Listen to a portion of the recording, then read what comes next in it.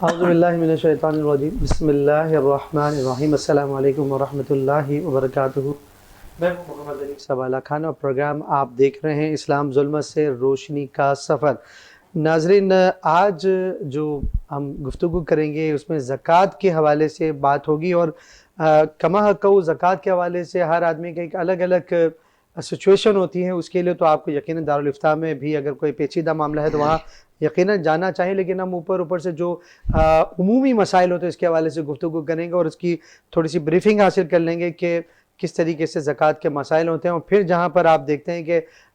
कुछ दीगर मामलात आ जाते हैं तो फिर आपको वहाँ अपने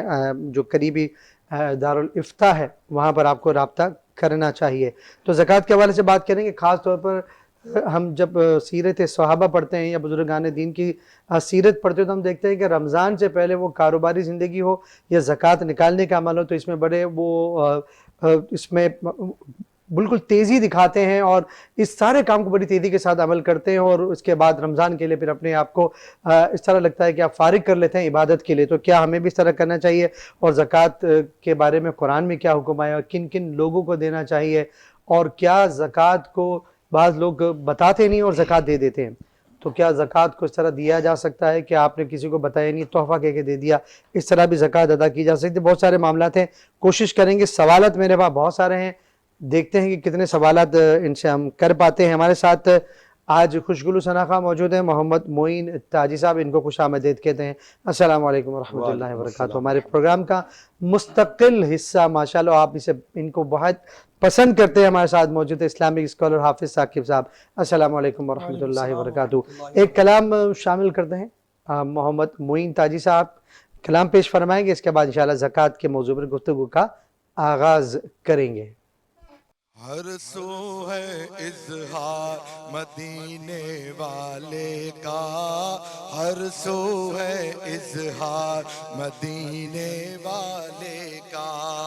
नूरानी दरबार मदीने वाले का,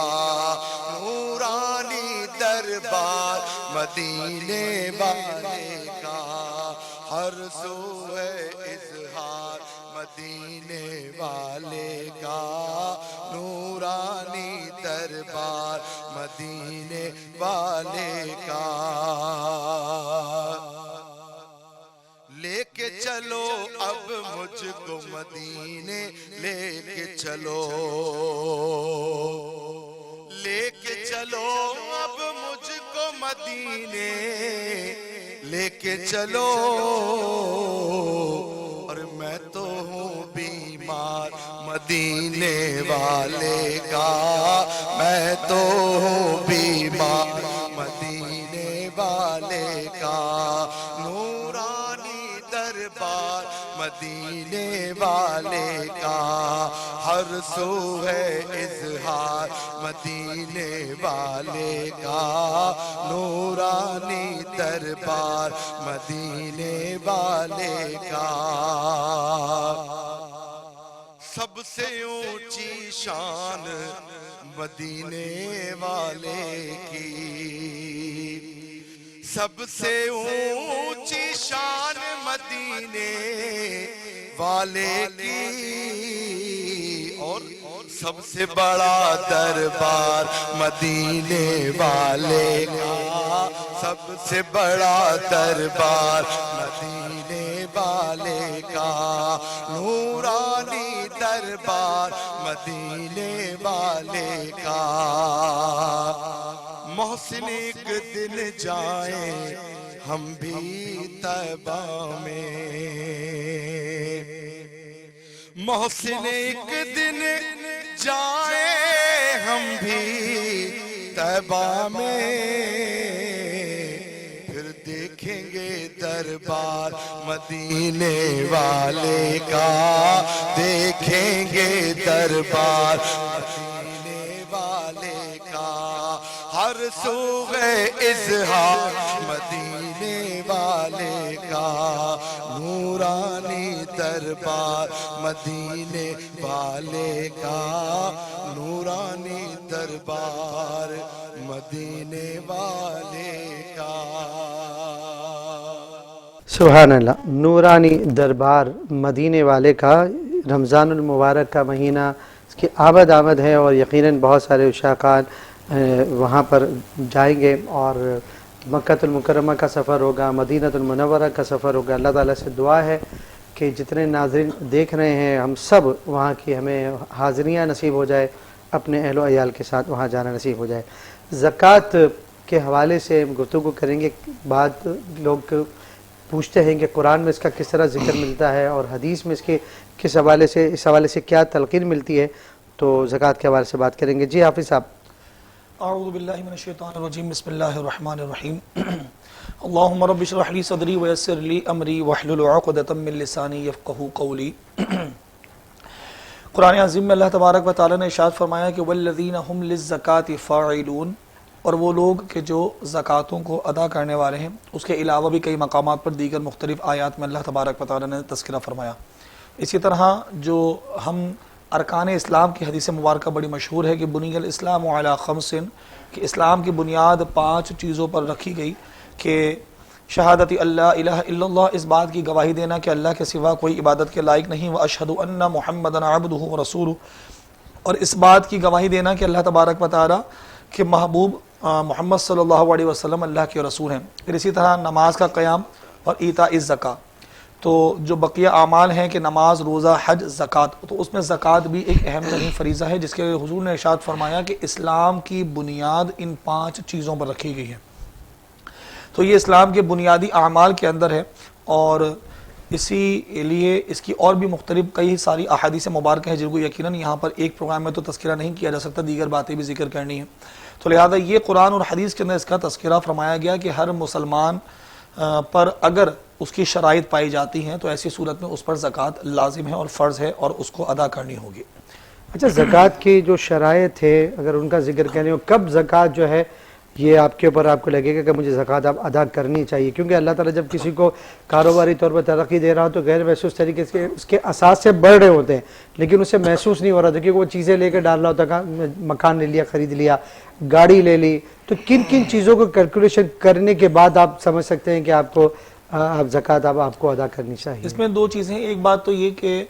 جو اس کی شرائط ہیں کہ کون بندہ ایسا ہے کہ جس پر زکوٰۃ لازم ہو سکتی ہے، تو اس میں سب سے پہلے مسلمان ہونا اس کی شرط ہے. دوسری چیز ہے کہ وہ بالغ ہو، یعنی نابالغ پر زکوٰۃ نہیں ہوتی. تیسری چیز یہ کہ وہ عاقل ہو، یعنی کہ مجنون یا پاگل شخص نہ ہو، اس پر زکوٰۃ نہیں ہوتی. پھر اسی طرح آزاد ہونا، کہ اسلام کے ابتدائی وقت میں لوگ غلام بھی ہوا کرتے تھے اور آزاد بھی ہوتے تھے، تو آزاد شخص پر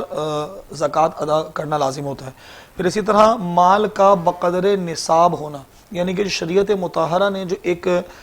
طے کیا ہے کہ اتنا قدر آپ کے پاس اتنی مقدار کا مال ہونا چاہیے جسے نصاب کہا جاتا ہے، تو اس کا مالک ہونا، اور مال کا پورے طور پر مالک ہونا، یعنی آپ ادائیگی پر وہ مال آپ کے قبضے میں بھی ہو کہ آپ اس کو استعمال کر سکتے ہو، تصرف میں ہو کہ ہاں بھی آپ کے اختیار میں آپ اس کو استعمال بھی کر سکتے ہیں، چاہے تو بیچ دیں، چاہے تو خرید لیں، چاہے تو رکھ لیں. تو پھر ان مالوں کے اوپر زکوٰۃ ادا کی جاتی ہے. اور بھی اس کے دیگر باقی احکامات آتے ہیں. اس میں 2 بنیادی باتیں آپ نے کہا. نابالغ جو ہے، تو یہ چونکہ جو سوالات ذہن میں آتے رہیں گے، چونکہ یہ ٹاپک بہت وسیع ہے اور ہم ایک بات پہ بات کرتے چلے جائیں تو بہت زیادہ وقت ہو جائے گا. تو جو ذہن میں سوالات آ رہے ہیں، نابالغ زکوٰۃ نہیں ادا کرے گا، زکوٰۃ لے سکتا ہے؟ نابالغ کو زکوٰۃ دی تو جا سکے گی، ٹھیک ہے، لیکن بات یہ ہے کہ جو زکوٰۃ دینے کے جو مصارف ہیں وہ ایک علیحدہ طور پر ہیں، ان پر استعمال تو کی جا سکتی ہے نابالغ پر، لیکن اس کی شرط ہے کہ اگر وہ شرعی فقیر ہوتا ہے. ہاں، مطلب اگر اس کے اوپر لاگو ہوتی ہے شریعت، اگر کہتی ہے کہ یہ کرائیٹیریا ہے، اگر اس میں نابالغ بھی آتا ہے تو آپ اس کو زکوٰۃ دے سکتے ہیں. اچھا، یہ بتائیے گا کہ زکوٰۃ کے لیے جو صاحب نصاب عام طور پہ کہا جاتا ہے، یہ وقت کے ساتھ ساتھ تبدیل ہوتی جاتی ہے یا اس کا کرائیٹیریا شریعت نے سیٹ کر دیا ہے کہ اتنا سونا ہو، اتنا چاندی ہو یا اس کے برابر ہو؟ کچھ اس کے بارے میں بتائیے گا. اس کی شریعت مطہرہ نے اس کی اقل مدت بتائی ہے، یعنی کہ اس کی جو اسٹارٹ اپ پوائنٹ ہے کہ کم سے کم اتنا نصاب اگر کسی شخص کے پاس ہو تو وہ پھر زکوٰۃ کو دینے کے لیے اس پر مطلب وہ اس کا ایلیجبل ہو جائے گا کہ اس کو دینا ہے. اچھا، یہ بھی بتائیے گا کہ آپ نے کہا کہ وہ مال اس کا اپنا بھی ہو اور اس میں تصرف بھی کر سکتا ہو. اب مثال کے طور پر اگر میرے پاس کچھ رقم ہے اور میں نے رقم کا مالک اگرچہ میں ہوں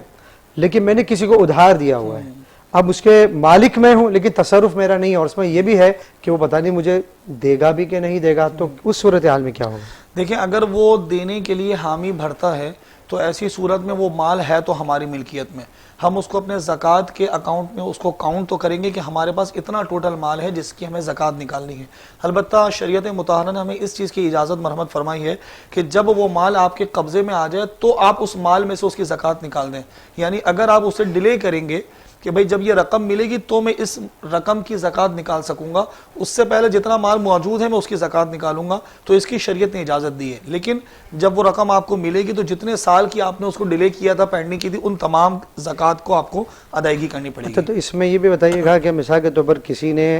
1 سال کے لیے کوئی رقم لے لی اور اس وقت سونے کا جو دام تھا وہ تھا سمجھ لیے 1 لاکھ روپیہ، اور اس کے بعد وقت گزرتے چلے گئے اور آپ کو جب رقم ملی 1 سال کے وعدے پہ تھی، اب وہ آپ کو 4 سال بعد ملی، تو دوسرے سال وہ 10 ہو گیا، تیسرے سال 20 ہو گیا، چوتھے سال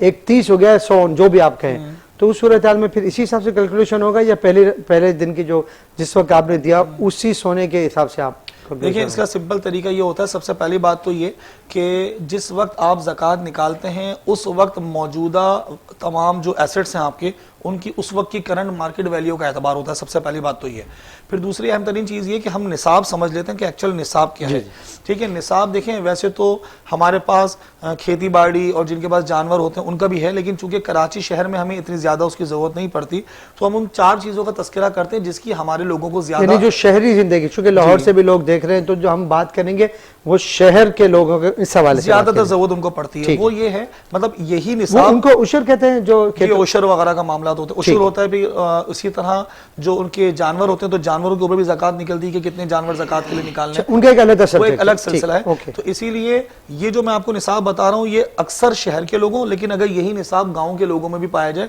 تو انہیں بھی اسی طریقہ کار کے مطابق دینی پڑے گی۔ اس کا طریقہ کار یہ ہوتا ہے کہ عمومی طور پہ 4 چیزیں ہیں کہ جن پر زکوٰۃ نکلتی ہے۔ سب سے پہلی چیز سونا،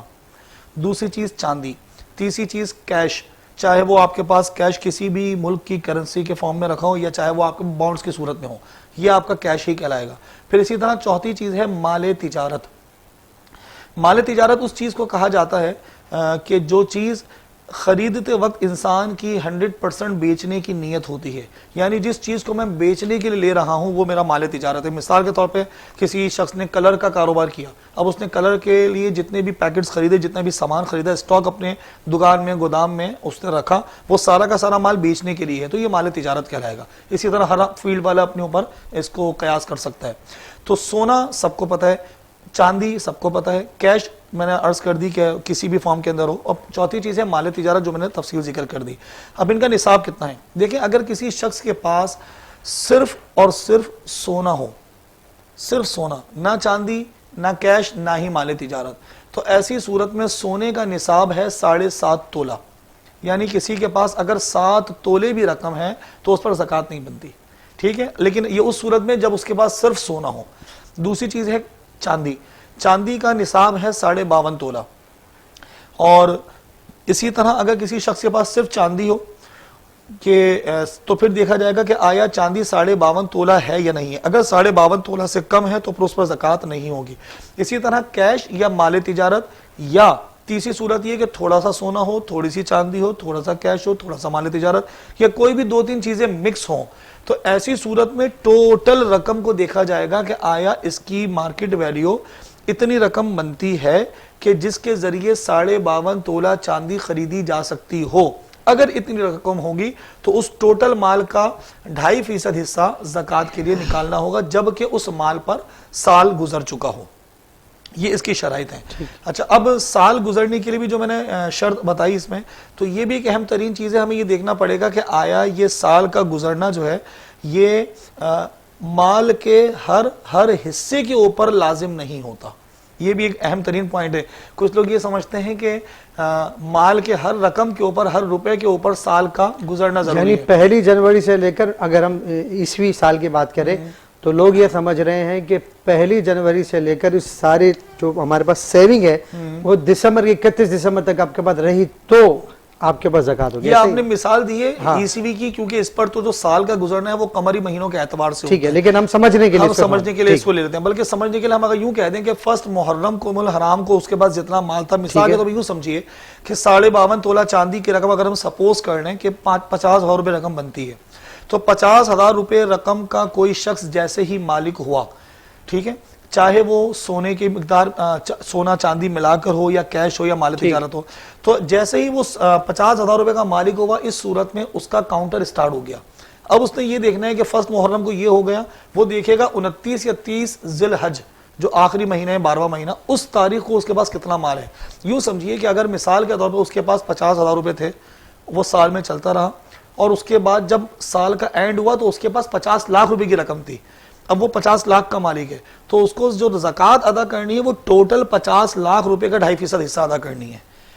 حالانکہ اگرچہ 49,50,000 روپے صرف ایک مہینے پہلے اس کے پاس آئے ہیں, ایک دن پہلے بھی آ جائے, ایک دن پہلے بھی آ جائیں, ٹھیک ہے. اس میں پھر سوال یہ بنتا ہے کہ اگر پہلی محرم کو اس کے بعد 50 لاکھ روپے ہیں جی, اور آخری دن جب سال کا آخر ہوتا ہے تو اس وقت اس کے پاس 50,000 روپے یا 50,000 سے بھی کم میں چلے, جی, اگر وہ رقم آخری دن دیکھے گا اگر اتنی ہے کہ جس سے 52.5 تولہ چاندی خریدی جا سکتی ہے, تو جتنی رقم اس کے پاس اس وقت اویلیبل ہے اس کا 2.5% حصہ زکوٰۃ نکالے گا. یعنی اگر لاکھ روپے بچ گئے تو لاکھ روپے کے اوپر لاکھ روپے نکالے گا. اور اگر 52.5 تولہ چاندی لاکھ روپے کی آ ہی نہیں سکتی, فار ایگزامپل 1.5 لاکھ روپے کی آتی ہے, تو چونکہ اب اس کا نصاب کم ہو گیا تو لہذا اس کے اوپر زکوٰۃ نہیں ہے. ٹھیک ہے. اچھا یہ بتائیے گا کہ یہ فرمائیے گا میں کہ اس میں معذرت ایک بیچ میں بات انٹرپٹ کر رہا ہوں, ایک ورڈ ایڈ کر دوں تاکہ وہ آسانی رہے گی, کہ سال کے دوران بیچ کی فلکچویشن اوپر نیچے ہونے کا کوئی اعتبار نہیں ہے. ٹھیک ہے, آپ کو فرسٹ ڈے اور لاسٹ ڈے کے جی بس, لیکن اس صورت میں ایک صورت ہے کہ اگر کوئی انسان بالکل زیرو ہو جائے, اس کے پاس 1 روپیہ بھی نہیں بچا, بالکل دیوالا نکل گیا, تو پھر ایسی صورت میں اب جب وہ واپس مالک نصاب ہوگا تو اس دن سے کاؤنٹر سٹارٹ ہوگا. ٹھیک ہے. اچھا یہ بھی بتائیے گا کہ جیسے آپ نے کہا کہ مال تجارت, اب ہمارے یہاں پہ عرف میں ایسا دیکھا جاتا ہے کہ عام گھروں میں بھی لوگوں کی خواہش ہوتی ہے کہ ہم اپنے بچوں کے لیے گھر بنا لیں. اچھا گھر بھی ضروری نہیں ہے کہ وہ کروڑوں کے ہو سکتا ہے کہ جیسی آبادی جہاں پہ کہیں پہ ایسا ہے کہ 20 لاکھ سے بھی شروع ہو جاتے ہیں, 15 لاکھ سے بھی شروع ہو جاتے ہیں, اور پھر آن ورڈ آپ کروڑوں روپے تک چلے جاتے ہیں. تو پھر اس میں 2 طرح کی نیتیں عام طور پر شامل ہوتی ہے. ایک یہ ہوتی ہے کہ چلو یار مکان تو لے لو, جب بچوں کی شادی کریں گے تو دیکھیں گے یار یہ اس مکان کو یا تو بیچ کے شادی کر دیں گے, اور یا پھر ہمارے اگر ضرورت نہیں پڑتا ہم اس کو استعمال میں لیں گے. تو یہ اس کو پھر کیا کس طرح لیں گے, مال تجارت میں لیں گے یا اس کو ہم یہ کہیں گے سیونگ میں لیں گے؟ اس حوالے سے آپ سے جواب لیں گے, لیکن مجھے بریک کا کہا جا رہا ہے. مختصر سا وقفہ, وقفے کے بعد دوبارہ حاضر ہوتے ہیں. ویلکم بیک ناظرین, ہمارے ساتھ موجود ہے محمد معین تاجی صاحب اور اسلامک اسکالر حافظ ثاقب, جو اس پروگرام کا مستقل ماشاءاللہ حصہ ہیں. ان کی طرف بڑھتے ہیں. کیا کہیں گے, مکان تو لے لیا ہے BC ڈال کے کسی بھی طریقے سے, یہ سوچا کہ یا تو رہ لیں گے یا دونوں طرح کی نیتیں شامل ہیں. جی اگر دیکھیں ایک تو اس میں اضافہ کر دوں, ایک تو ہوتا ہے کہ یار چلو ایک کام کرتے ہیں, انویسٹمنٹ پڑی ہوئی ہے, مکان لیتے رہیں گے بیچتے رہیں گے, لیتے رہیں گے بیچتے رہیں گے. ایک حصہ یہ آ جاتا ہے کہ یار چلو لے لو, ایک مکان ہو گیا تو پھر اللہ توفیق ہے 2-3 بھی لے لیے, لیکن نیت یہی ہے. کیا کہیں گے؟ دیکھیں اگر تو اس نے لے کر بیچنے کے لیے ہی لیا ہے, کیونکہ میں نے ایک ورڈ یوز کیا تھا کہ اگر 100% اس کی بیچنے کی نیت ہے خریدتے وقت تو وہ مال تجارت کہلائے گا. لیکن اگر اس نے سوچا چاہ تو رہ لوں گا, کہ یا تو پھر کسی بچے کو رکھ دیں گے یا کسی بہن کو رکھ دیں گے, بھائی کو رکھ دیں گے یا بیچ بھی دیں گے, ملٹیپل نیت ہے, تو ایسی صورت میں اس گھر کی رقم پر اس گھر پر زکوٰۃ نہیں ہے. اچھا ناظرین, آپ کو یہ بتا دیں کہ یہ ہم اگرچہ سارے نقطے بیان کر رہے ہیں کہ اس صورتحال میں آپ جو ہے زکوٰۃ نہ دیں تو کوئی آپ اس کے اہل نہیں ہیں, نہ دیں کوئی بات نہیں, لیکن یہ ساتھ میں ضرور اس کی تائید ہمارے علامہ صاحب بھی کہیں گے کہ جنہوں نے بھی دل سے زکوٰۃ نکالنے کی طرف قدم بڑھایا ہے, یعنی جس کی زکوٰۃ اگر سمجھ لیجئے کہ 1 لاکھ روپے نکلتی ہے, اس نے کہا نہیں میں 1,10,000 روپے دوں گا, تو اس کے مال کو کبھی ہم نے تباہ ہوتے نہیں دیکھا. یہ ہم اپنی ذاتی مشاہدات کی بات کر رہے ہیں, حقیقت میں تو بہت بڑے بڑے واقعات پڑے ہوئے ہیں. اور اس میں ایک بات کا میں اضافہ کر دوں کہ ہمارے ایک بہت قریبی عزیز ہے, جب کویت کا انوینشن ہوا تھا اور عراقی فوج وہاں پہ گئی تھی, تو انہوں نے ہر مکان پہ کویت کے اندر انہوں نے جہاں جس کو مال غنیمت ملا وہ لوٹ کے چلا گیا. تو اس بندے نے کہا تھا کہ میرے مال کو کچھ نہیں ہوگا. تو حقیقت میں جب دوبارہ وہاں پہ پہنچے تو ساری بلڈنگ کے تالے ٹوٹے ہوئے تھے, لیکن ایک ان کا جو فلیٹ اس کا تالا نہیں ٹوٹا ہوا تھا, اور ان کا سارا مال حفاظت سے رہا. تو ان سے پوچھا کہ آپ اتنے کانفیڈنٹ کیا تھے, کہ آپ کا اسے مزاحن کا کہ آپ کا کیا رابطہ چل رہا تھا کہ آپ کے فلیٹ کو نہیں؟ تو نہیں, انہوں نے کہا کہ میں زکوٰۃ نکالتا ہوں पूरी निकालता हूँ बल्कि इससे ज्यादा, तो इतना कॉन्फिडेंस था। तो इससे बेशुमार वाकयात। तो मकसद पॉइंट बताने का ये है कि अल्लामा साहब आपको ये नहीं बता रहे कि आपको कहाँ कहाँ बचना है, बचना नहीं, आपको ज्यादा से ज्यादा देना है, फिर इंशाअल्लाह ताला आपको फायदा पहुंचेगा। क्या कहेंगे जो आपसे बात चल रही है? बिल्कुल, वरना देखिए आज के दौर में कुछ लोग ऐसे भी हैं कि जो माज़अल्लाह वो ज़कात से, चूंकि इसकी शर्त है कि पूरा साल होना ज़रूरी है, तो उससे पहले पहले माल को ट्रांसफ़र कर देते हैं। इस तरह की माज़अल्लाह बदनीयती करते हैं, लेकिन इस तरह का बंदा कभी भी कामयाब रह नहीं पाता। मुशाहिदा तो ये चला रहा है, ठीक है। रहते हैं। अच्छा, क्या कहें घर की नीयत, अब क्या करें इस हवाले से बात हो? घर में मैंने आपसे अर्ज की कि अगर उसकी मल्टीपल नीयत है कि या तो रह लेंगे या बेच देंगे, तो ऐसी सूरत में वो माल तिजारत नहीं है। जब माल तिजारत ही नहीं है तो उस पर ज़कात नहीं है। अच्छा, ये बताइएगा, जैसे मिसाल के तौर पर किसी ने अपना साल जो है ज़कात निकालने का, रमज़ान में आमतौर पर लोग अपना साल को गिनते हैं कि पहली रमज़ान से पहली रमज़ान तक चलते हैं, यानी शाबान की 29 तारीख तक। अब मुझे बताइए कि पहली रमज़ान को मैंने हिसाब किया और मेरी ज़कात मिसाल के तौर पर 2 लाख बन रही, मैं तो ज़्यादा कहूँगा चलो 50 लाख रुपये बन रही, अल्लाह के ऐसा हो जाए, तो मुझे उसी वक्त निकालना होगा या मैं पूरे साल में इसको डिवाइड कर दूं? क्योंकि बाज़ औक़ात आपके पास लिक्विडिटी नहीं होती है, 50 लाख रुपए आपको देने हैं, मैं तो अच्छी नीयत से करता हूँ कि अल्लाह करे 50 लाख, इससे भी ज़्यादा हो, तो अगर लिक्विडिटी इस वक्त मौजूद नहीं है, मेरे मकान हैं, यहाँ पैसे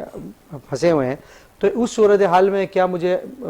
शरीयत इतनी इजाज़त देती है कि मैं 1 साल या शायद इसे 1 साल से ज़्यादा भी लगा लूँ? क्या कहेंगे? देखिए, ज़कात की रकम जब आपके हिसाब में हो जाती है तो उसको फौरी तौर पे निकालना ये बेहतर तो है, लेकिन अगर किसी मजबूरी में है कि उस वक्त अवेलेबल नहीं है तो ये फौरी तौर पे निकालना ज़रूरी नहीं है। अलबत्ता चंद महीनों का टाइम या जैसे जैसे आते रहें वैसे निकालते रहें, इसकी बिल्कुल इजाज़त है। इस तरह कुछ लोग ये भी, साल गुजर गया तो भी बंदा अगर उसकी देने की पुख्ता नीयत है और वो किसी मजबूरी में है, किसी वजह से नहीं दे पा रहा, तो शरीयत इसको अगरचे नापसंद करती है कि उसे दे देना चाहिए, करना नहीं चाहिए। लेकिन अगर आप मुश्किलात आ गई तो उसमें भी आपको छूट नहीं है, ज़कात बहरहाल आपको देनी है। ज़कात देनी है, अगरचे वो गुनाहगार उस सूरत में नहीं होगा। लेकिन कुछ लोग ये भी करते हैं, अनीस भाई इसमें मैं एक और चीज़ ऐड करूँ कि कुछ लोग ये भी हिसाब कर लेते हैं कि मिसाल के तौर पर मेरी साल की ज़कात बनती है 1,20,000 रुपये, तो वो ये करते हैं कि जी 1,20,000 रुपये को एक साथ निकालने के बजाय, जैसे अक्सर सैलरी पर्सन इस तरह करते हैं कि हर महीने कुछ ना कुछ रकम निकालते रहते हैं, तो अगर हर महीने वो 10,000 रुपये महीने के निकाल के ज़कात के दे रहा है तो इस तरह भी उसकी ज़कात अदा हो जाएगी। अच्छा, एक और चीज़ भी इसमें शामिल करनी होगी कि ज़कात एडवांस में भी दी जा सकती है, यानी कि मिसाल के तौर पर यूँ समझिए कि इस माह मुबारक में रमज़ान में मेरी ज़कात पूरी होती है, लेकिन मैं चाहता हूँ कि मैं बर्डन कम करने के लिए पहले से हर महीने निकाल रहा हूँ, तो मैं मुहर्रम में भी 10,000 दे रहा हूँ, सफ़र में भी 10,000 रुपये निकाल दिए, रबीउल अव्वल में भी 10,000 रुपये निकाल दिए, तो इस तरह दी जा सकती है एडवांस में भी। फिर उस पैसे को यकीनन अपने उस टोटल निसाब में से माइनस कर लिया कि इतने पे कर चुके हैं, बकिया इतनी अमाउंट हमने अब मजीद पे करनी है। अच्छा, आमतौर पर देखा जाता है कि जब आपके ऊपर आपके ज़िम्मे फ़र्ज़ नमाजें हों, तो अभी जैसे आपने पिछले प्रोग्राम में भी आपने फरमाया था कि पहले अपने फ़र्ज़ की जो क़ज़ा है उसको वो अदा करे, तो इसी तरीके से हमने देखा है कि बहुत बड़े पैमाने पे लोग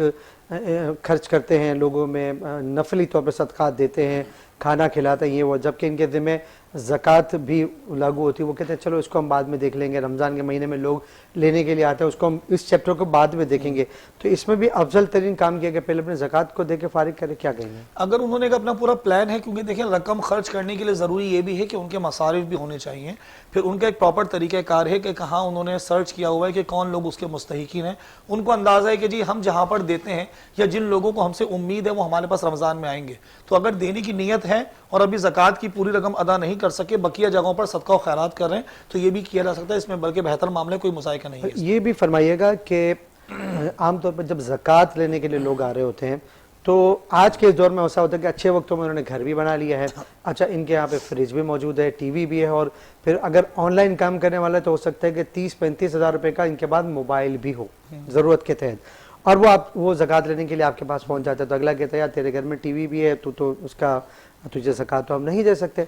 लेकिन हकीकत हाल ही होती है उसके घर में राशन की तंगी होती है, दीगर मामलात होते हैं, बच्चों की शादी करनी है, वो भी फ़िक्र रात को खाई जा रही है, तो इस सूरत हाल में क्या करना चाहिए? देखिए, ज़कात लेने या देने के मामलात में हमें अपने माइंडसेट का एक स्टैंडर्ड सेट नहीं करना, मायार शरीयत मुतहरा ही है। तो शरीयत मुतहरा ने जिसको इस काबिल किया है कि वो देने वाला है तो यकीनन उस पर देने की जिम्मेदारी है, और जिसको शरीयत ने मुस्तहिक बनाया है कि वो लेने वाला है तो वो बिल्कुल ले सकता है, वो मसारिफ ज़कात में शामिल होता है। लिहाजा ऐसी सूरत में ये हमें समझ लेना चाहिए कि आया ज़कात दी किसको जा सकती है। तो ज़कात देने के लिए जिसको दी जाएगी उसके लिए ज़रूरी है कि वो शरई फ़कीर हो और वो सैयद या हाशमियों का आज़ाद करदा ग़ुलाम ना हो। تو ایسی صورت میں جو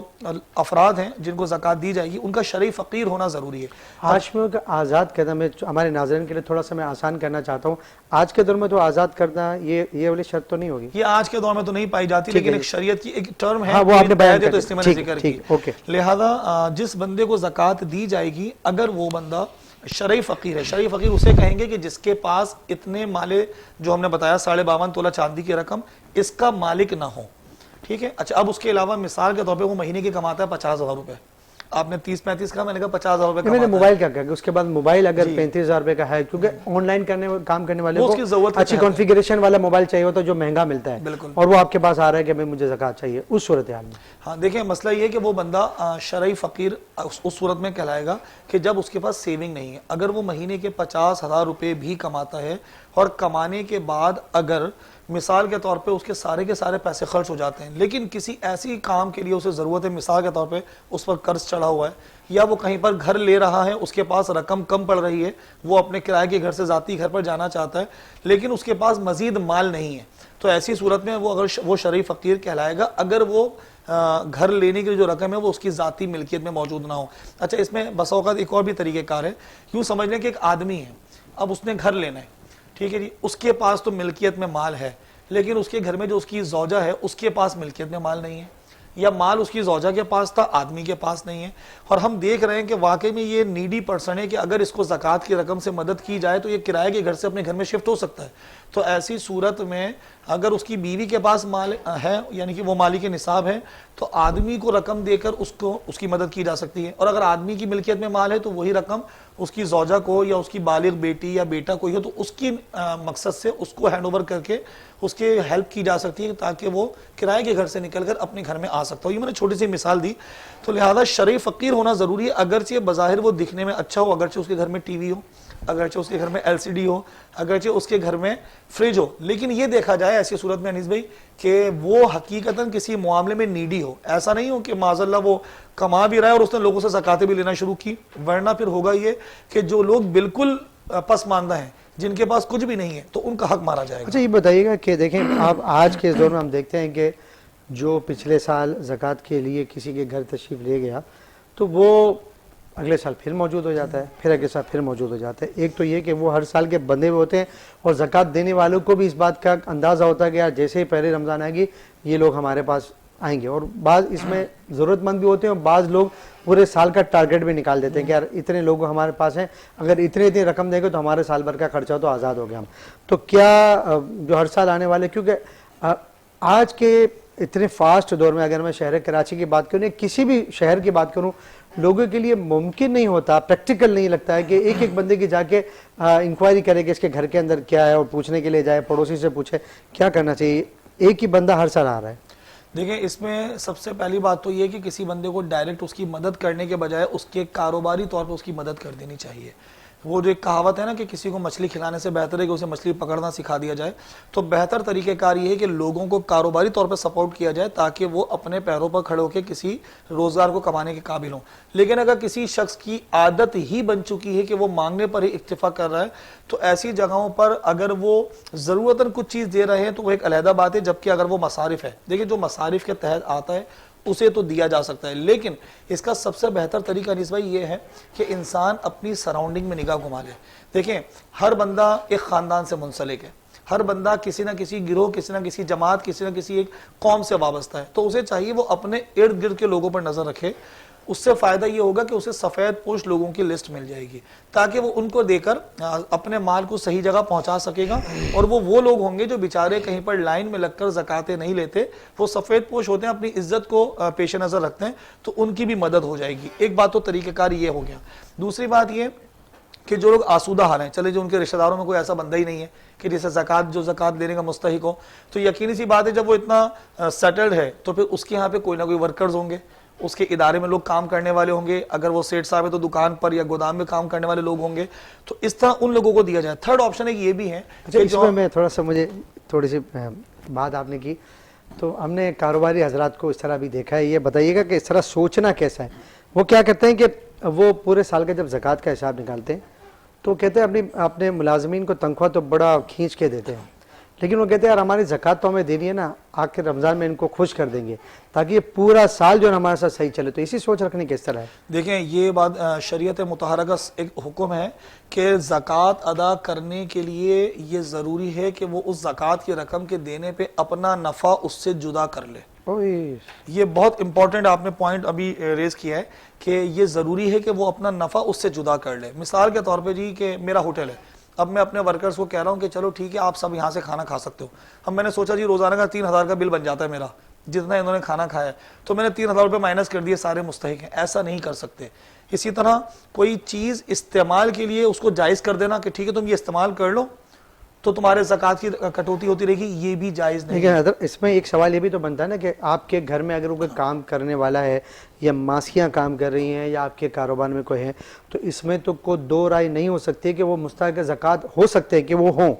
اچھا اب آپ ان سے ظاہر بات ہے پورا سال کام بھی لے رہے ہیں اور پھر آپ کے ذہن میں یہ ہے کہ میں تو ان سے نفع اٹھا رہا ہوں، ہم نے علامہ صاحب نے منع فرمایا تو میں ان کو نہیں دے رہا. اب یہ ہے کہ چراغ کے تلے ہو جائے گا اندھیرا، یہ کسی اور کے دروازے پہ جائیں گے، بولیں کہ میں ان کو تو نہیں دوں گا، کسی اور کو ضرور دے دوں گا. انکار نہیں کیا، ہاں ہم نے انکار نہیں کیا. ابھی تو بات چل رہی تھی، ہم انکار اس کا بالکل نہیں کر رہے. ان کو دینا چاہیے لیکن وہاں پر نیت یہ نہیں رکھنی چاہیے کہ میں اس نیت سے دوں، کیونکہ دیکھیں کچھ لوگوں کی یہ عادت ہوتی ہے کہ رمضان میں ایسا ہے ان کو نکالنا تو ہے، چلو جی اس طرح دے دو کہ یہ پورا سال کہیں پر جائے نہیں، اور بسا اوقات ان سے پھر زیادتی مطلب کام کی زیادتی کا مطالبہ بھی کیا جاتا ہے. دیکھیں یہ ذہن میں رکھیں انیس بھائی، ایک اصول ہے کہ جس بندے پر جتنا حق اس کا ہے نا، یا جس کے جتنے فرائض ہیں، اس سے ان سے زیادہ کا مطالبہ کرنا یہ ظلم ہے. ایک بندہ ہے اس پر لازم ہے، یہ ہمارے یہاں پہ جتنے بھی لوگ جو کمپنیز میں کام کرتے ہیں، سیٹوں کے پاس کام کرتے ہیں، یہ ہمارے یہاں پہ عمومی طور پہ ایک خرابی ہمارے اندر رائج ہو گئی ہے جی. 8 گھنٹے کی ڈیوٹی ہے، ٹھیک ہے. اب 8 گھنٹے کی ڈیوٹی دینا اس بندے کا فرض تھا، لیکن وہ بندہ کئی مقامات ایسے ہیں کہ اگر وہ 8 بجے چھٹی کرنا چاہے تو سیٹ صاحب یوں دیکھتے ہیں یہ کیا طریقہ ہے کہ میں بیٹھا ہوں تو جا رہا ہے. تو دیکھیں یہ طریقہ کار بالکل درست نہیں ہے، کیونکہ آپ اس کے فرائض سے زیادہ کا مطالبہ کر رہے ہیں. آپ نے اس کو رکھتے وقت رقم طے کی تھی، تمہاری 8 گھنٹے کی ڈیوٹی ہے، 8 گھنٹے کی ڈیوٹی کی اتنی رقم ہے. اچھا جی اوور ٹائم بھی نہیں دے رہے اور اوور ٹائم نہ دینے کے باوجود اس سے زیادہ کام کا مطالبہ بھی. اچھا یہ میں تھوڑا سا انٹرپٹ آپ کو کروں گا چونکہ یہ زکوٰۃ سے تھوڑا سا ہٹ کے بات کروں گا اور چونکہ گفتگو اس پیراہے پہ چلی گئی ہے. آپ بتائیں کہ عام طور پہ جو ہے نا جو صاحب علم ہے جو علماء کی صحبت میں، وہ تو گھنٹوں کے حوالے سے بات کرتے ہیں کہ بھائی آپ نے جو ہے 6 گھنٹے 7 گھنٹے 8 گھنٹے جو بھی ہے، لیکن عام طور پہ جو کسی کو رکھا جاتا ہے تو اس کو بولتا ہے ٹھیک ہے صبح سے تو کام پہ آ جانا اور تو جو کام کرنا بھائی رات کو 8-9 بجے تک تجھے بیٹھنا پڑے گا. اس میں گھنٹوں کا ذکر نہیں ہوتا ہے. بعض اوقات جو آنے والا ہوتا ہے اس کی 10 بجے ڈیوٹی ہے، وہ 12 بجے آ رہا ہوتا ہے، اور بعض اوقات سیٹ ہوتے ہیں وہ اس کے وقت. اس صورتحال میں تو بہترین طریقہ جاب میں رکھنے کا کیا ہونا چاہیے؟ عمر فاروق اعظم رضی اللہ تعالی عنہ نے مدینہ شریف میں ان لوگوں کو کاروبار کرنے کی اجازت یا لائسنس ہی نہیں دیا کرتے تھے کہ جو فقہی مسائل نہیں سیکھے ہوتے تھے. ٹھیک ہے. دیکھیں انیس بھائی آپ اور ہم سب جانتے ہیں کہ ایک بندہ اگر درزی کی دکان پہ کھڑا ہو جائے اور اس نے کام نہ سیکھا ہو تو کبھی بھی اپنا کپڑا سلوانے کے لیے اس کے پاس نہیں جائیں گے. ہمیں اپنے ہر کام کے لیے ایکسپرٹ چاہیے. تو بزنس کرنے کے لیے ہمیں جو چیز ملنی چاہیے ہم وہ مسائل تو سارے سیکھ لیتے ہیں کہ ہمارا حق ہے، لیکن جو چیزیں ہم نے پرووائڈ کرنی ہم اس کے مسائل نہیں سیکھتے. تو دیکھیں لا علمی تو جہالت تو کوئی عذر نہیں بنتی ہے. اسی طرح جس طرح ایک نوکر کو اپنی نوکری کے اجرت کے مسائل سیکھنا لازم ہے، اسی طرح سیٹ صاحب پر بھی لازم ہے کہ وہ بھی ان مسائل کو سیکھیں. کیوں؟ کیونکہ دیکھیں جو کاروبار یا خرید و یا کام کاج کرنے والے ہوتے ہیں 2 طرح کے لوگ ہوتے ہیں، اجیر کہلاتے ہیں. اس میں ایک ہوتا ہے اجیر مشترک اور ایک ہوتا ہے اجیر خاص. اجیر خاص وہ ہوتا ہے، اجیر مشترک وہ ہوتا ہے جو ایک ہی وقت میں ایک مالک کے بجائے کئی لوگوں کے ملٹیپل کام کر سکتا ہے. مثال کے طور پر سروسز پرووائڈ کرنے والا. آپ کے جی فریج یا اے سی خراب ہو گیا اور آپ کسی بندے کے پاس گئے، اس نے کہا ٹھیک ہے میں آپ کو کر دوں گا، اتنے پیسے ہوں گے. کب کر کے دوں گا؟ 2 دن لگیں گے، 3 دن لگیں گے. ہو سکتا ہے وہ ایک ہی وقت میں پہلے کسی آئے ہوئے بندے کا کام کر رہا ہو، اس میں آپ اسے باؤنڈ نہیں کر سکتے. ٹھیک ہے اپنی کمٹمنٹ ہے وہ پوری کرنا بہتر ہے، لیکن ہم اسے باؤنڈ نہیں کر سکتے. وہ 2 گھنٹے کے بجائے اگر آپ کو 10 گھنٹے میں کام کر کے دیں تو ہم یہ نہیں کہہ سکتے کہ میں تجھے پیسے نہیں دوں گا. کیوں؟ کیونکہ ہماری اجرت کام کے بدلے طے ہوئی تھی، وقت کے بدلے طے نہیں ہوئی تھی. تو یہ اجیر مشترک وہ ہوتا ہے جہاں پہ کئی لوگوں کا وہ کام کر سکتا ہے جو لوگ سروسز پرووائڈ کرتے ہیں. ایک ہوتا ہے اجیر خاص. جو اجیر خاص ہے وہ اپنے اس وقت کے اندر کسی اور کا کام نہیں کر سکتا، اس کا وقت مختص ہے. اب اس وقت میں آپ نے اگر اس سے کام نہیں کرایا تو چونکہ اس نے اپنی اویلیبلٹی آپ کو دے دی، ٹائمنگ کے والے سے تسلیم نفس اس نے آپ کے پاس کر دیا کہ جی میں آپ کے پاس آ چکا ہوں، میرا وقت اتنا ہے، اب اس میں آپ کام کرانا چاہیں کام کرا لیں، اگر سیٹھ صاحب کے پاس کام نہیں ہے اور ایسی صورت میں وہ اپنے ٹائم پورا کرنے پر جاتا ہے اور سیٹھ صاحب گھڑی دیکھتے ہیں تو یہ سیٹھ صاحب کی غلطی ہے۔ اس کے حوالے سے انشاءاللہ کبھی مفصل پروگرام بھی کریں گے، یہ ہونا چاہیے۔ تو اچھا ہم وقفے پہ جائیں گے، جب وقفے سے واپس آئیں گے تو ناظر ہم ان سے پوچھیں گے کہ اگر کسی صاحب کا بیٹا صاحب نصاب ہو تو، اور ان کے والد صاحب الگ رہ رہے ہیں، ان کے بھائی الگ رہ رہے ہیں، یا ان کا بیٹا بعض اوقات جیسے بھی صورتحال ہوتی ہے کہ باپ جو صاحب نصاب ہو جاتا ہے بیٹا نہیں ہوتا ہے، یا بہن ہے، یا اس طریقے سے جو قریبی رشتہ دار ہیں، کیونکہ قریبی رشتہ داروں کو دینے کی بڑی کہا جاتا ہے کہ ان کو سب سے پہلے انٹرٹین کرنا چاہیے، تو پھر کیا باپ کو، دادی کو، دادا کو زکوٰۃ دی جا سکتی ہے؟ اور دوسرا ہے کہ تحفے کے حوالے سے بات کریں گے کہ زکوٰۃ کو زکوٰۃ کہہ کے دینا چاہیے یا تحفہ کہہ کے بھی دیا جا سکتا ہے۔ وقفہ لیں گے اور وقفے سے جب واپس آئیں گے تو اسی حوالے سے گفتگو کریں گے۔ ویلکم بیک ناظرین، جی کیا کہیں گے؟ ایک تو اس حوالے سے کہ دادا دادی پھوپھی ان کو زکوٰۃ دی جا سکتی ہے، تحفہ، تینوں سوال میں آپ کی طرف پٹ اپ کر دیتا ہوں، اور ایک یہ کہ تحفہ کہہ سکتے ہیں، یا کسی کے گھر پہ اگر LCD وغیرہ ہے یا بہترین موبائل ہے تو کیا وہ بھی صاحب نصاب ہوگا؟ اس حوالے سے بھی بتائیے۔ لیکن زکوٰۃ کو تحفہ کہہ کر دیا جا سکتا ہے، ضروری نہیں ہے کہ صرف زکوٰۃ کے لفظ ہی استعمال کر کے دیا جائے۔ قرض کہہ کے دیا جا سکتا ہے؟ قرض کہہ کے نہیں دے سکتے، کیونکہ قرض تو پھر لوٹانا واجب ہوتا ہے نا۔ نہیں، اگر نیت اس طرح ہو کہ میں اس کو دے لا رہا ہوں کہ قرض حسنہ کہہ کے دے دوں، اس کی وجہ یہ کہ زکوٰۃ کے لیے یہ ضروری ہے کہ جسے دیا جائے اسے اس رقم کا مالک بنا دیا جائے۔ قرض میں ہم مالک نہیں بناتے، فقط استعمال کرنے کی اجازت۔ کچھ لوگوں کا یہ بھی کہنا ہے کہ ہم مطلب چونکہ ایک طبقہ ایسا بھی ہے علماء کا، ان سے جب میری بات ہو رہی تھی تو انہوں نے یہ فرمایا کہ اگر ہم تحفہ کہہ کے کسی کو دیتے ہیں نا، تو اگر ہم کسی کو کہتے ہیں نا یہ زکوٰۃ ہے، تو ان کی عزت نفس پہ تھوڑی سی چوٹ پڑتی ہے، نیکسٹ ٹائم وہ اس کے ہاتھ نہیں اٹھتے، وہ کوشش کرتا ہے کہ میں زکوٰۃ سے بچتا رہوں۔ اور اگر آپ تحفہ کے لے لیتے ہیں یا دے دیتے ہیں تو پھر اس کے بعد اس کی چاہت اس طرح رہتی ہے۔ آپ کیا کہیں گے اس حوالے سے؟ دیکھیں بات یہ ہے کہ قرض اس کے لیے جو نا ہمیں زکوٰۃ ادا کرنے کے لیے مالک بنانا صرف ضروری ہوتا ہے، لفظ زکوٰۃ کی ادائیگی ضروری نہیں ہے۔ تو چاہے تحفہ بولیں، خرچی بولیں، اسے کہیں گے جی بس رکھو میری طرف سے کوئی مسئلہ نہیں ہے، استعمال کر لینا، تو اس طرح کے سارے کام کیے جا سکتے ہیں، بس شرط یہ کہ سامنے والا شخص شرعی فقیر ہو۔ ٹھیک ہے، ایک بات تو یہ ہے۔ دوسری بات یہ آپ نے پوچھی تھی کہ آیا ہمارے یہاں پر جو ٹی وی، LCD وغیرہ چیزیں ہوتی ہیں تو یہ انسان کی ضروریات زندگی کا سامان ہے، یہ اگر کسی شخص کے پاس ہو تو اس کو زکوٰۃ کی رقم میں شامل بھی نہیں کیا جاتا، اور اگر شرعی فقیر ایسا شخص ہو جس کے پاس یہ چیزیں موجود ہوں تو اس کی وجہ سے وہ شرعی فقیر نہ رہے، ایسا بھی نہیں ہوتا، کیونکہ یہ نصاب میں کاؤنٹیبل ہی نہیں ہے۔ لیکن اس میں حضرت یہ بھی تو تھوڑا سا سوال بنتا ہے نا کہ اگر نارمل LCD بھی ہوتی ہے، اور ہم نے بعض جگہوں پہ ایسے مشاہدات ہمارے ہیں کہ شاید کسی ایک بڑے آدمی کے گھر پہ اتنے بڑی LCD نہیں ہوگی، اس کے گھر میں ایک بہت بڑی LCD لگی ہوئی ہے، تو اس صورتحال میں کیا کہیں گے؟ دیکھیں ایسی صورت میں اگر آپ کا دل، دیکھیں ایک بات ہے شریعت کا اصول، شریعت کے اصول کے مطابق اگر وہ شرعی فقیر ہے تو اسے زکوٰۃ دی جا سکتی ہے، لیکن جیسے پہلے میں نے ذکر کیا کہ آپ کے سامنے دو افراد ہیں، ایک وہ ہے جس کے گھر میں فریج بھی ہے، LCD بھی ہے، اور سارے کام کاج ہو رہے ہیں، اور دوسرا بندہ وہ ہے جس کے پاس ضروریات زندگی میں کھانے پینے کا سامان بھی موجود نہیں ہے، تو یقینی سی بات ہے اس میں ہر ذی عقل بندہ یہ خود ترجیح دے لے گا کہ مجھے کس بندے کو دینے کی زیادہ ضرورت ہے۔ اگر دینا چاہے تو دے سکتے ہیں، دینا چاہے تو دے سکتے اچھا والد ہے، والدہ ہیں، بہن ہیں، بھائی ہیں، دادی ہے، دادا ہے، نانی ہے، نانا ہے، اس طرح کے جو رشتے ہیں۔ ایک تو ہم نے ذکر کیا کہ سید اور جو سیدوں کے آزاد جو پہلے کے دور کے حساب سے سیدوں کو ہم زکوٰۃ نہیں دے سکتے، ہاشمی خاندان کے لوگوں کو۔ دوسری چیز یہ کہ جو ہماری اصول اور فروع ہیں، اصول سے مراد ہمارے آبا و اجداد، یعنی کہ میں ہوں تو میرے والد، میرے دادا دادی، نانا نانی، یہ میرے اصول کہلائیں گے۔ والدہ بھی، والد والدہ، دادا دادی، نانا نانی، تو جو میرے اصول ہیں، آبا و اجداد ہیں، انہیں میں زکوٰۃ نہیں دے سکتا۔ اسی طرح ہماری جو فروع ہیں، یعنی کہ ہمارے بیٹا بیٹی، پوتا پوتی، نواسہ نواسی، ہم انہیں زکوٰۃ نہیں دے سکتے۔ البتہ سگے بہن بھائیوں کو زکوٰۃ دی جا سکتی ہے، اس کے لیے ہم نے بتا دیا کہ کوئی اگر لفظ زکوٰۃ استعمال نہ کرنا چاہے تو پھر وہ تحفہ کہہ کے، خرچی دے کے، ضرورت کے وقت کا کہہ کے اسے استعمال کرایا جا سکتا ہے۔ پھوپھی وغیرہ جو ہیں اس طرح، پھوپھی، چچا، تایا، سب کو دے سکتے، اصول اور فروع کو نہیں دے سکتے۔ ٹھیک ہے۔ اچھا یہ آخر میں چاہتا ہوں کہ تھوڑی سی آپ تلقین فرما دیں، کیونکہ ہم نے تو بہت ساری ایسی باتیں بھی بتائی کہ بچنے کے اگر کوئی ایسا ہے کہ اس کے صاحب نصاب ہے یا نہیں ہے، اس کا بھی راستہ آپ نے بتا دیا، آپ کیا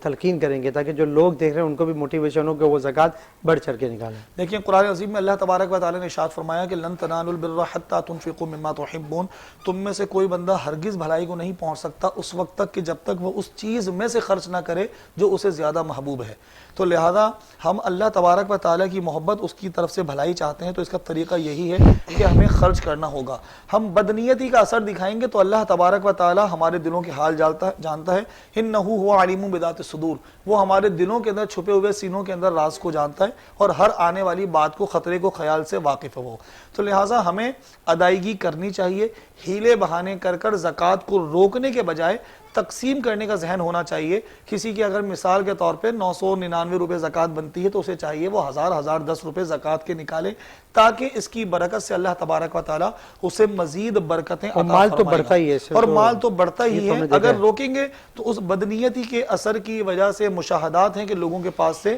بڑے بڑے پراپرٹیز چلے گی، وہ روڈ پر آ گئے، کیونکہ نیت میں برائی شامل ہو چکی تھی۔ اچھا، اس میں ایک بات یہ بھی ہے کہ اگر کچھ لوگ کھانا کھلا رہے ہوتے ہیں اور مشترکہ بنائے بولے زکوٰۃ کے پیسے سے چلو کھانا کھلاتے، تو اس میں تو پھر یہ مسئلہ آئے گا نا کہ خدا نہ خواستہ اگر کوئی سید آ گیا تو اس میں تو معاملہ بالکل وہ شرعی جو زکوٰۃ کی رقم کے مصارف ہے پھر انہی میں سے استعمال ہو سکتا ہے۔ ایسا نہیں کر سکتے کہ اسی رقم میں سے وہ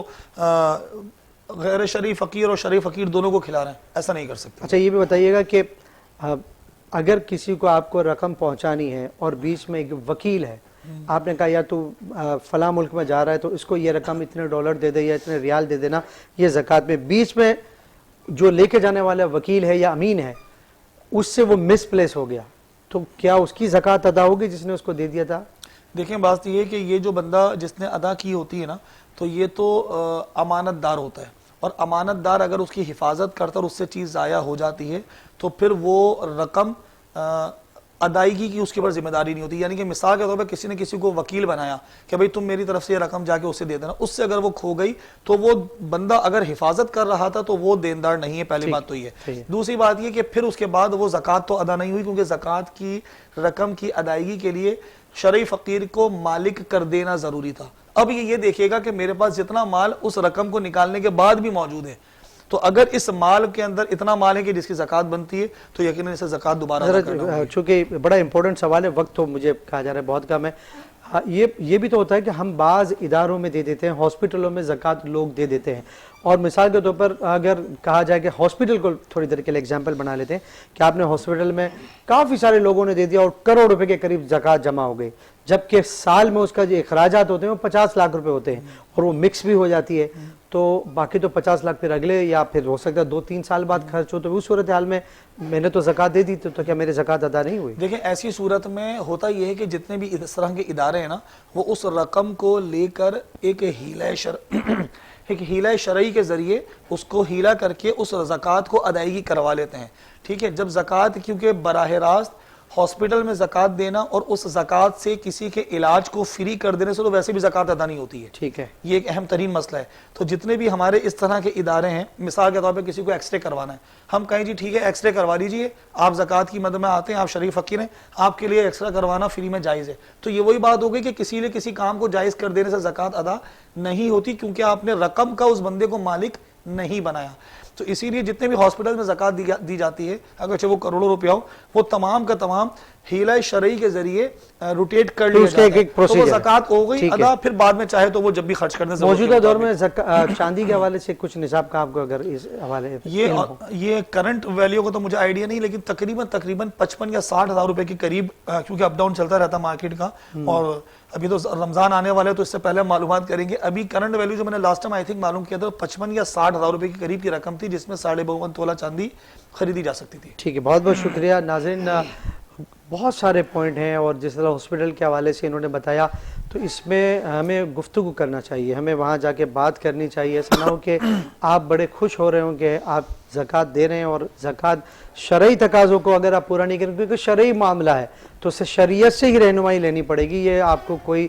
دیگر شعبے کا ایکسپرٹ ہے وہ آپ کو نہیں بتا سکتا۔ جس طریقے سے اگر کوئی آپریشن کرانے کے لیے جائے گا تو جس حصے کا آپریشن دل کا آپریشن ہے تو ہم डॉक्टर से भी मशवरा करेंगे तो वो दिल का होगा तो इसे आप मशवरा करेंगे। इसी तरह ज़कात का मामला है तो हम इस तरह नहीं कर सकते कि मस्जिद के इमाम के पास चले गए और अपनी तरीके से सहूलत से बातचीत के लिए, इस तरह नहीं होना चाहिए। एक्सपर्ट के पास आपको जाना चाहिए। और आज के इस दौर में बहुत आसान है, इंटरनेट है, फेसबुक है, और बहुत सारे लोग जो ऐसे मुस्तनद इदारे हैं जो फेसबुक पर अपनी सर्विसेज देते हैं, तो उनके पास जाना चाहिए। और उसके अलावा कोशिश करें कि अल्लाह ताला हम सबको तौफीक अता फरमाए कि हम दिल की अताह गहराइयों से ज़कात अदा करें। अल्लाह ताला से दुआ है कि जो कुछ आज हमने सुना या सुनते रहते नेक बातें, हम अच्छी बातें सुनते रहते, उस पर हमें अल्लाह ताला अमल करने की तौफीक अता फरमाए। अगले प्रोग्राम में इंशाअल्लाह ताला हम तिलावत कुरान पाक के हवाले से बात करेंगे, क्योंकि रमज़ान का महीना जो आमद होगी तो लोग कुरान शरीफ पढ़ते हैं तो उसमें क्या क्या एहतियातें करनी चाहिए, किस तरह पढ़ना चाहिए, तरावी के मसाइल, इस तरह हम सीधा गुफ्तगू करेंगे। हमारे साथ मौजूद हैं मोहम्मद मोइन ताजी साहब, इनकी तरफ बढ़ेंगे, कलाम शामिल होगा, इसी पे हमारे इस प्रोग्राम का इख्तिताम होगा। हाफिज़ मोहम्मद साकिब और मोहम्मद अनीसा बाला खान को इजाज़त दीजिए। अस्सलामु अलैकुम व रहमतुल्लाहि व बरकातुहू। मंगतों को सुल्तान बनाया, मंगतों को सुल्तान बनाया, मंगतों को सुल्तान बनाया, मेरे कमली वाले ने जब अपना दरबार सजाया, जब अपना दरबार सजाया, मेरे कमली वाले ने खुद तो ठहरे खत्म रसूल और गौस पिया जिलानी को, गौस पिया जिलानी को वलियों का सुल्तान बनाया, वलियों का सुल्तान बनाया, वलियों का सुल्तान बनाया, मेरे कमली वाले ने जब अपना दरबार सजाया, जब अपना दरबार सजाया, मेरे कमली वाले ने मालो ज़र की